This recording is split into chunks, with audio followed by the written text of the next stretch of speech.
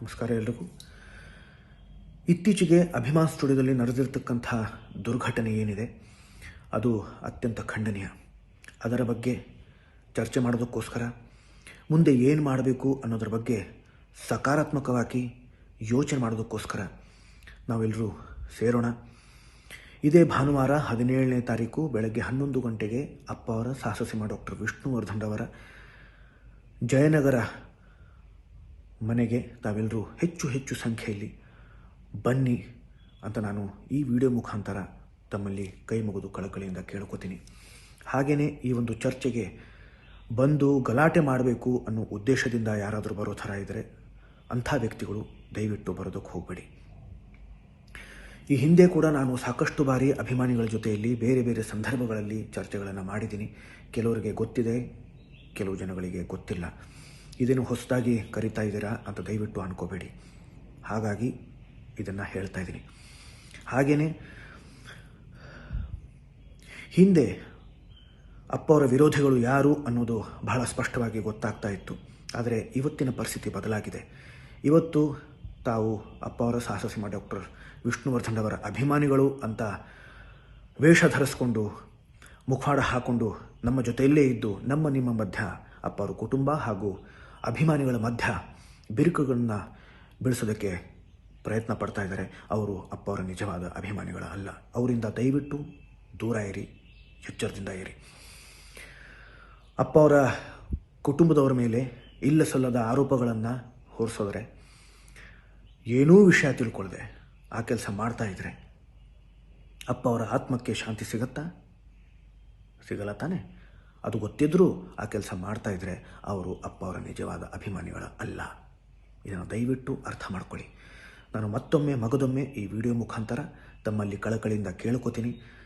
ದಯವಿಟ್ಟು ಇದೇ 17ನೇ ತಾರೀಕು ಬೆಳಗ್ಗೆ 11 ಗಂಟೆಗೆ ಅಪ್ಪ ಅವರ ಮನೆಗೆ ಬನ್ನಿ, ಚರ್ಚೆ ಮಾಡೋಣ. ಇದು ಮಾಧ್ಯಮದವರಿಗೂ ಕೂಡ ಆಹ್ವಾನ. ನಮಸ್ಕಾರ ಎಲ್ರಿಗೂ. ಇತ್ತೀಚೆಗೆ ಅಭಿಮಾನ್ ಸ್ಟುಡಿಯೋದಲ್ಲಿ ನಡೆದಿರ್ತಕ್ಕಂಥ ದುರ್ಘಟನೆ ಏನಿದೆ ಅದು ಅತ್ಯಂತ ಖಂಡನೀಯ. ಅದರ ಬಗ್ಗೆ ಚರ್ಚೆ ಮಾಡೋದಕ್ಕೋಸ್ಕರ ಮುಂದೆ ಏನು ಮಾಡಬೇಕು ಅನ್ನೋದ್ರ ಬಗ್ಗೆ ಸಕಾರಾತ್ಮಕವಾಗಿ ಯೋಚನೆ ಮಾಡೋದಕ್ಕೋಸ್ಕರ ನಾವೆಲ್ಲರೂ ಸೇರೋಣ.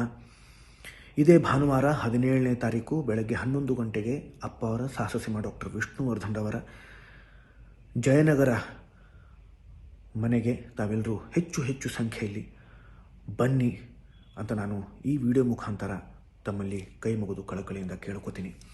ಹಾಗೆಯೇ ಈ ಒಂದು ಚರ್ಚೆಗೆ ಬಂದು ಗಲಾಟೆ ಮಾಡಬೇಕು ಅನ್ನೋ ಉದ್ದೇಶದಿಂದ ಯಾರಾದರೂ ಬರೋ ಥರ ಇದ್ದರೆ ಅಂಥ ವ್ಯಕ್ತಿಗಳು ದಯವಿಟ್ಟು ಬರೋದಕ್ಕೆ ಹೋಗಬೇಡಿ.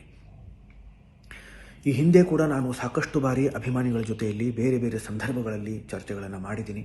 ಕೆಲವರಿಗೆ ಗೊತ್ತಿದೆ, ಕೆಲವು ಜನಗಳಿಗೆ ಗೊತ್ತಿಲ್ಲ. ಇದೇನು ಹೊಸದಾಗಿ ಕರಿತಾ ಇದ್ದೀರಾ ಅಂತ ದಯವಿಟ್ಟು ಅನ್ಕೋಬೇಡಿ.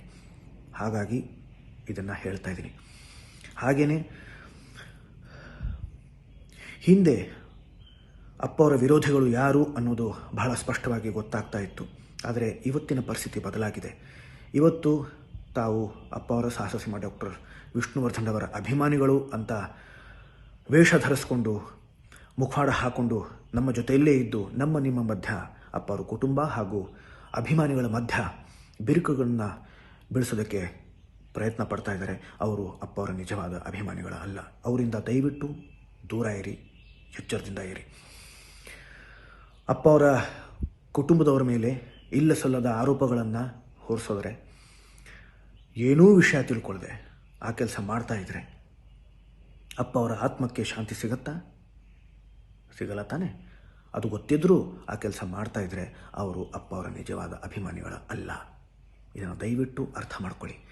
ನಾನು ಮಗದೊಮ್ಮೆ ಈ ವಿಡಿಯೋ ಮುಖಾಂತರ ತಮ್ಮಲ್ಲಿ ಕಳಕಳಿಯಿಂದ ಕೇಳ್ಕೊತೀನಿ. ದಯವಿಟ್ಟು ಇದೇ 17ನೇ ತಾರೀಕು ಬೆಳಗ್ಗೆ 11 ಗಂಟೆಗೆ ಅಪ್ಪ ಅವರ ಮನೆಗೆ ಬನ್ನಿ, ಚರ್ಚೆ ಮಾಡೋಣ.